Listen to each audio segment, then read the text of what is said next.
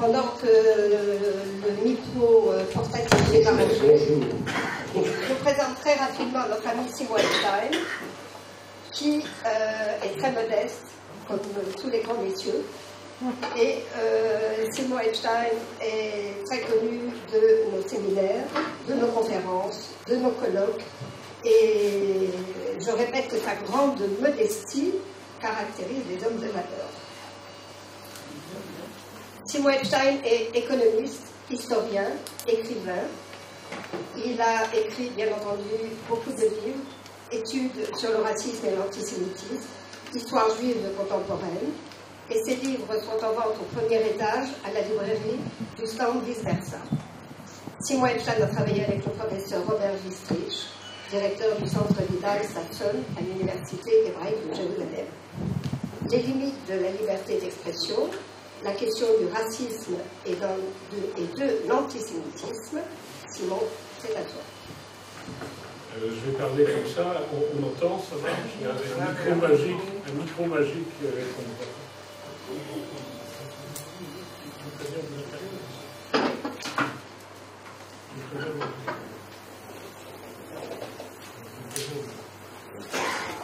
Chers amis, je vais exposer ici en quoi la lutte contre l'antisémitisme contredit la liberté d'expression. Ce problème a déjà été évoqué par le professeur Bourdon auparavant. Je vais en présenter un autre aspect, une autre dimension. C'est la dimension française, avec le vote de la loi du 29 juillet 1881. Vous connaissez tous cette loi parce qu'elle continue à régir jusqu'à aujourd'hui. La liberté d'expression, la liberté de parole, c'est une loi très importante qui introduit en fait la liberté d'expression en France. Pour les Juifs, c'est fait une catastrophe parce que ça a permis au mouvement antisémite qui se développait dans les années 80 et qui va s'exprimer avec le mouvement en 1886, de s'exprimer tout à fait librement.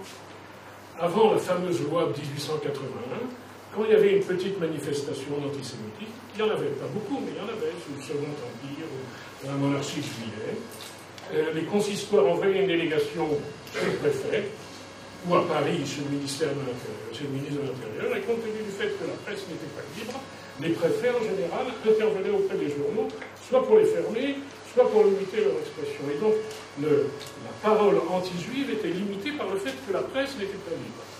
À partir du moment où on a introduit la presse libre, à partir de juillet 1881, les Juifs se sont trouvés confrontés avec le développement du drumontisme, l'explosion du drumontisme en 1886 et la création de l'antisémitisme comme un mouvement de masse, utilisant tous les moyens d'expression de l'époque, à savoir la grande presse, les meetings, les manifestations.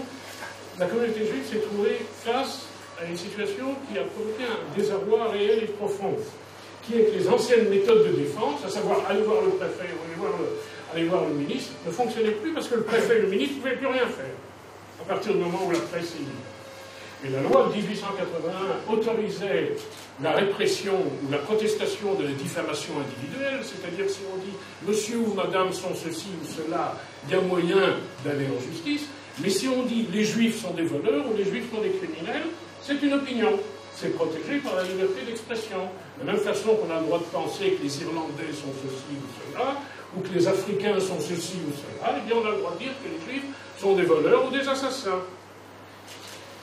D'où une première réaction de la communauté juive de l'époque, demander la suppression de la loi sur la presse. Et si vous lisez la presse juive de l'époque, les archives israélites ou l'univers israélite, il y a toute une série d'articles qui demandent la suppression de la funeste loi de 1881. Elle est funeste parce qu'elle permet à la parole de s'exprimer, et en particulier de s'exprimer contre les Juifs. Ça va être une première demande. Supprimer la loi, évidemment, elle ne sera pas appliquée, au contraire. On est dans une période d'extension de la liberté de parole. Les Juifs allemands ont moins de problèmes. L'Allemagne est moins démocratique que la France à la fin du XIXe siècle, et donc les Juifs allemands, eux, peuvent attaquer en justice, et ils le font même souvent avec succès, des feuilles antisémites ou des journaux antisémites. Les Juifs français ne peuvent pas le faire. Ils sont complètement désarmés par cette loi de juillet 1880. Il va y avoir deux types de répliques que les Juifs vont devoir improviser à la fin du XIXe siècle pour se défendre, avant l'affaire Dreyfus et pendant l'affaire Dreyfus. La première, ça va être de créer un comité de défense contre l'antisémitisme qui va devoir financer les journaux. De la même façon que la presse se déchaîne contre les Juifs vont financer les journaux de gauche, financer les journaux du centre, financer les journaux généraux. Maintenant, on sait exactement quels sont les journaux qui ont été financés en secret par le comité de défense contre l'antisémitisme. Je n'ai pas le temps de rentrer en détail sur cette question. J'ai écrit une très longue recherche sur ce comité de défense que je n'ai pas encore publié. C'est quelque chose d'absolument passionnant. Donc, répondre à la presse par la presse, utiliser nous aussi la liberté de la presse pour attaquer les antisémites et pour contrer d'une manière ou d'une autre, avec toute une série de stratégies et de propagande, la propagande des musulmans. Mais il y a un deuxième moyen que les juifs français vont utiliser, et ce moyen est sorti de nos mémoires, a été rayé de nos mémoires, y compris de nos mémoires historiographiques. Les mœurs de l'époque, nous sommes à la fin du XIXe siècle, autorisent le duel. Vous êtes attaqué.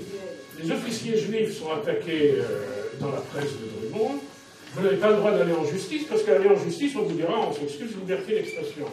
En revanche, le duel est autorisé par les mœurs de l'époque, les mœurs bourgeoises, le duel à l'épée ou le duel au pistolet, en fonction d'un certain nombre de règles.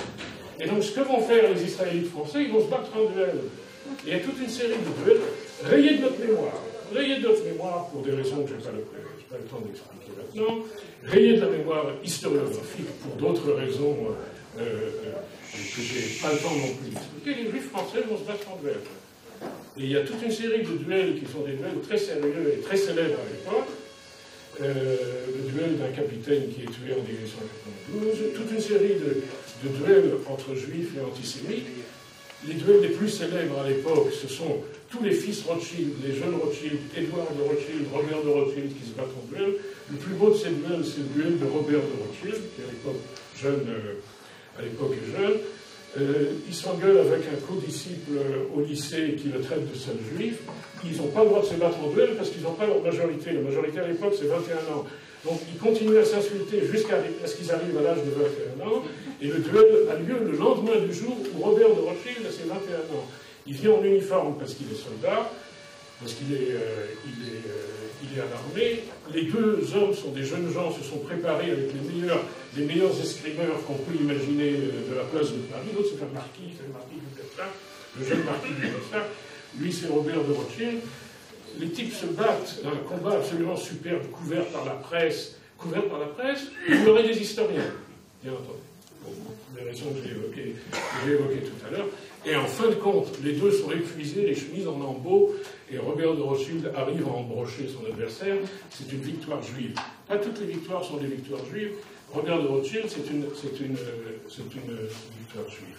Il y a des duels entre juifs et antisémites dans toute l'Europe, et notamment en Allemagne aussi. La demande juive de réformer la loi de 1881 n'a pas été acceptée. Le problème se repose à nouveau dans les années 1930.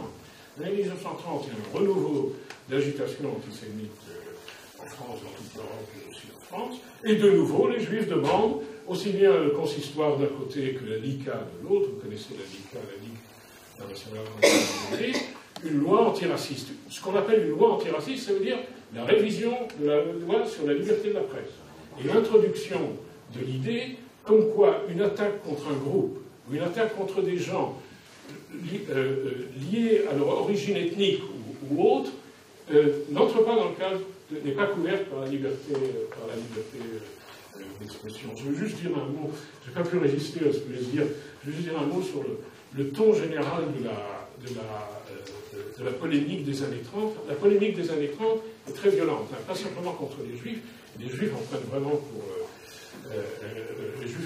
pour beaucoup, mais la vie politique est très... Je ne peux plus résister à ce plaisir, il y a des plaisirs comme ça, d'apporter ici ce que dit l'Action française le 10 mars 1936, quand l'Allemagne remilitarise, quand Hitler remilitarise la rive gauche du Rhin, qui est une catastrophe pour la France et qui est un succès stratégique énorme pour les nazis. Alors, l'Action française titre « Allez-vous-en, bande de cocus ». Alors, bande de cocus, c'est le gouvernement français qui n'a rien fait pour réagir. J'ai apporté ça juste par plaisir pour... les Français n'acceptent le vote d'une loi antiraciste, c'est-à-dire d'une réforme de la loi de 1989, qu'en 1939 avec ce qu'on appelle le décret-loi Marchandeau. Les décrets-loi Marchandeau sont la première loi antiraciste française. Ils permettront d'inculper Darquier de Pellepoix en juillet 1939. Les décrets-loi Marchandeau seront évidemment annulés en 1940 et ils seront reproduits en 1945. Et ce sont ces décrets-loi Marchandeau qui serviront de base à ce qu'on appelle la loi antiraciste, la loi Pleven de juillet 1972, qui est ce qu'on appelle la grande loi antiraciste.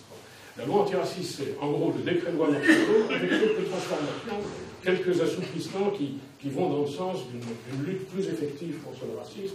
Il y avait des problèmes de fond dans cette loi, à savoir qu'il fallait prouver que l'intention était aussi de développer le racisme, et pas simplement, ça ne suffisait pas d'exprimer du racisme, il fallait prouver qu'il y avait une intention de provoquer le racisme, enfin de conduire au racisme. Il y avait aussi le problème que les associations ne pouvaient pas se porter elles-mêmes partie civile comme la LICA ou le MRAP, ce qui sera permis, ce qui sera autorisé par la loi de 1960. La situation actuelle, vous la connaissez, elle a été mentionnée par mon prédécesseur, à savoir, il y a des pays où il n'y a aucune loi, comme les États-Unis, par respect absolu et total de la liberté d'expression, et il y a des pays où il y a des lois, c'est ce qu'on appelle le modèle européen. Mais même dans le modèle européen, le racisme et l'antisémitisme trouvent toujours le moyen de passer à travers le filet. Ou alors il faut être vraiment être grossier et brutal pour se faire attraper. Mais les antisémites et les racistes en général trouvent toujours le moyen de contourner la loi. Par exemple, le contournement le plus simple et le plus évident et connu de nous tous consiste à dire qu'on n'a rien contre les juifs, mais on combat le sionisme. Alors, certains sont des vrais antisionistes, mais pour d'autres, le mot sionisme est simplement une étiquette qu'on colle afin d'être protégé. Même dans ce cas-là, même quand on est vraiment anti-juif et même de manière brutale, il y aura toujours une partie des juges qui adopteront une attitude tout à fait laxiste et tout à fait... Sans parler du fait qu'on utilise d'autres moyens, et il y a toute une série de moyens qu'on utilise, et le racisme et l'antisémitisme trouvent toujours les moyens de passer au travers du filet. Je cite très souvent ce moyen qu'on employait en Allemagne avant la montée d'Hitler au pouvoir. Il y a eu des moments où il y a eu une répression très dure contre le nazisme. Et notamment, dans les plateformes électorales, les nazis n'avaient pas le droit d'attaquer les juifs. On parle des élections de 1928. Et les nazis ont publié une plateforme électorale où ils disaient, ils n'avaient pas le droit, c'était interdit, ils ne pouvaient pas attaquer les juifs dans leur plateforme électorale, et donc ils ont publié une plateforme très célèbre à l'époque où ils disaient les 3 petits points sont les bonheurs, les 3 petits points sont les ennemis de l'Allemagne. Alors, tout le monde comprend qui sont les 3 petits points, si vous voulez, mais officiellement, ils ont respecté l'interdiction qui leur a été imposée. Il y a beaucoup d'intelligence, il y a beaucoup de subtilité chez les antisémites et chez les racistes en général, et donc ils trouvent très vite le moyen de contourner. Donc la bataille est une bataille permanente, si vous voulez. Ça fait partie du genre de bataille où il n'y a pas de victoire. Je voudrais dire quelques mots sur l'exemple israélien. Avec l'élection de Kahana à la Knesset en 1984, la Knesset a voté 2 lois. Une en 1985 qui limite, c'était la première fois qu'on introduisait une limitation signifiante au droit de présenter une liste à la Knesset. Il y avait plusieurs conditions. Une, c'est qu'une liste ne doit pas être une liste raciste. Et c'est en utilisant cette loi que Kahana n'aura plus le droit de se présenter aux élections de 1988. Et même durant les années 90, une autre liste kahaniste n'aura plus le droit de se présenter. Ça, c'est la loi concernant la possibilité de se présenter à la Knesset. Les kahanistes trouveront moyen de tourner cette loi. Aux dernières élections, dans la liste de Eli Yishai, la liste de Eli Yishai a fait un accord avec Baruch Marzel, qui est un kahaniste. Ils tourneront la loi exactement comme on tourne la loi, à savoir sans exprimer brutalement de la violence anti-arabe, en présentant ça de manière par euphémisme ou de manière limite. Il y a une deuxième loi qui a été votée par la Knesset en août 1986. C'est une loi absolument passionnante parce que la Knesset voulait voter une loi contre le racisme. Avant, il n'y en avait pas en Israël parce qu'il n'y avait pas de racisme politique en Israël. Tout simplement. Mais à partir du moment où le Kahana et le Kahanisme ont émergé dans la vie politique israélienne, il fallait une loi. L'élaboration de cette loi, je l'ai suivie de près, j'ai même écrit beaucoup de choses là-dessus, parce qu'au même moment où je voyais comment la Knesset avait du mal à voter une loi contre le racisme, j'étudiais la manière dont les pays européens ont eu du mal à voter des lois contre le racisme. Et les arguments étaient les mêmes. Et l'argument fondamental, et à l'époque, ça m'avait donné beaucoup d'éléments de réflexion, était le suivant. En Europe, ce sont les Juifs qui demandent des lois contre le racisme. Ce sont des Juifs qui ont demandé dans les années 20 et 30, et qui demandent encore aujourd'hui, une limitation de la liberté d'expression. En disant que la liberté d'expression ne s'applique pas à la haine ethnique, ou à la haine contre les minorités. Il y a des limites à la liberté d'expression. Et donc, les Juifs, quand je dis les Juifs, ce sont les intellectuels juifs, ce sont les communautés juives, ce sont les dirigeants juifs, ce sont les journaux juifs qui demandaient le vote de loi. Ici, on se retrouve dans un pays où nous, Juifs, sommes majoritaires. Heureusement, et c'est bien. Nous sommes majoritaires. Et subitement, je retrouve chez une partie des gens exactement les mêmes arguments qu'on opposait aux Juifs en Europe. C'est contre la liberté d'expression. C'est très important, la liberté d'expression. C'est pas une bonne manière de combattre le racisme que de le réprimer par la police ou par les tribunaux. Il faut le réprimer par la discussion. Il faut essayer de les convaincre. C'était le transfert, ou si vous voulez, la transcription d'un débat où nous étions les demandants, et où nous sommes toujours les demandants, quand nous sommes une petite minorité menacée, et nous sommes une petite minorité menacée dans la diaspora, et maintenant que nous... Et là, j'avais cette expression, et je voudrais vous la... Il y avait une expression que Menachem Begin utilisait dans d'autres circonstances. Il en fait, un peuple ne peut pas avoir de comptabilité double. Un peuple ne peut pas avoir de pinkassanut kfula, il disait. Alors ça, c'est de la comptabilité double. Quand nous sommes minoritaires, on est contre la liberté d'expression, on est pour les lois contre le racisme. Quand nous sommes majoritaires, subitement on découvre que c'est pas bien une loi contre le racisme, et que ça peut être dangereux, et que ça peut avoir, etc. Donc finalement, la Knesset s'est ressaisie et a voté cette loi qui a été votée en août 1986, qui est très peu appliquée. Pour des raisons de ça.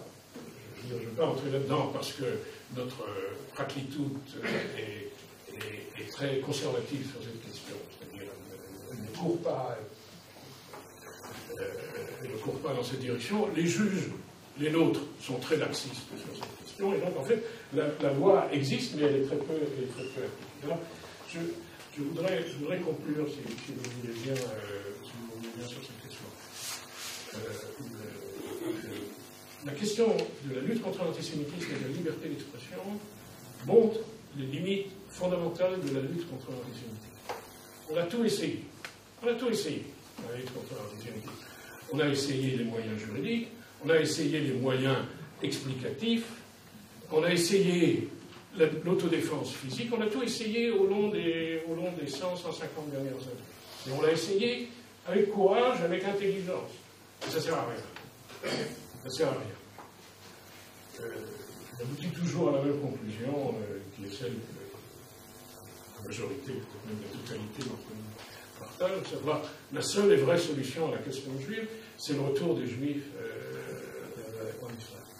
La question dont nous discutons montre, une fois de plus, la fragilité de tous les barrages qu'on essaye de construire dans la diaspora. On essaye de construire des barrages et chacun de ces barrages s'effondre à un moment.